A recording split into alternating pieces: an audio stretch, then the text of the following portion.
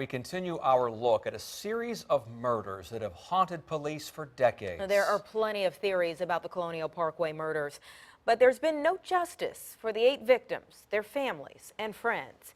Now a new book pitches a possibility of a serial killer who may still be out there. 10 on your side's Andy Fox is reading between the lines tonight. Andy. Anita and Tom, A Special Kind of Evil is a fascinating read with tremendous detail on the victims and who they were and details of the crime. The book follows this premise. A serial killer left his mark by how he left the cars of the victims he killed.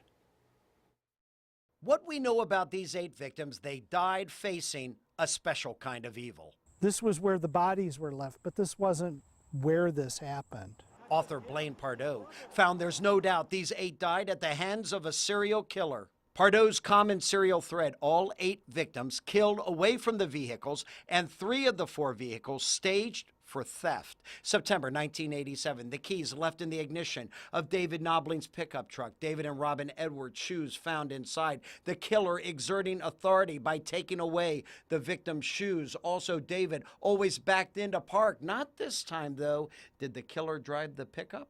7 months later, April 1988, Keith Call was taking home Cassandra Haley to her York County home. Pardoe thinks somewhere, possibly on J. Clyde Morris Boulevard, they got stopped by someone in a position of authority with a gun. We've obtained these crime scene photos of Keith's red Toyota. The doors left ajar, the keys are left in plain view.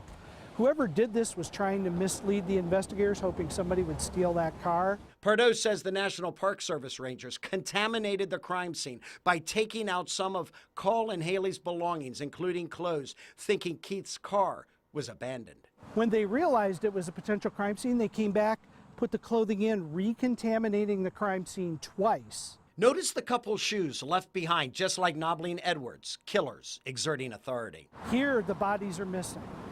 And it's because they were never on the Parkway. September 4th, 1989, Daniel Lauer and Anna Maria Phelps stopped at the eastbound 64 rest area in New Kent County on the way to Virginia Beach. Investigators think they were taken by force to a logging trail at the next exit and killed away from the car. The killers then left Lauer's Chevy Nova at the westbound rest area with a little present with feathers left on the car window. Killers taunting police.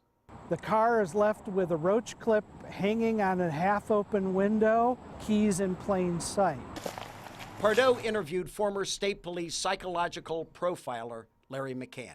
McCann thinks 2 serial killers are responsible for all 8 Colonial Parkway murders, as he told us in October of 2009.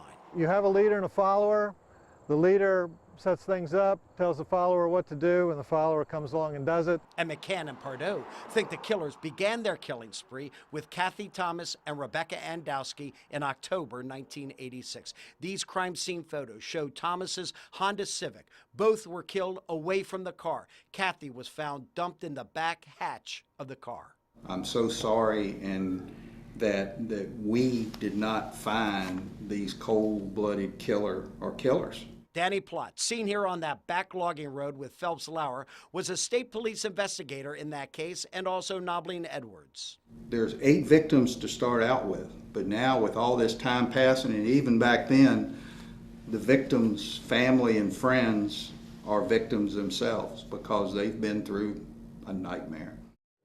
An amazing read. Larry McCann and Blaine Pardoe believe it's possible the killing stopped in 1989 only after the leader of the 2 killed his weaker follower and couldn't find another partner to continue carrying out this special kind of evil. Go to the story online and click the link to find out more about this fascinating investigation. Take our poll also.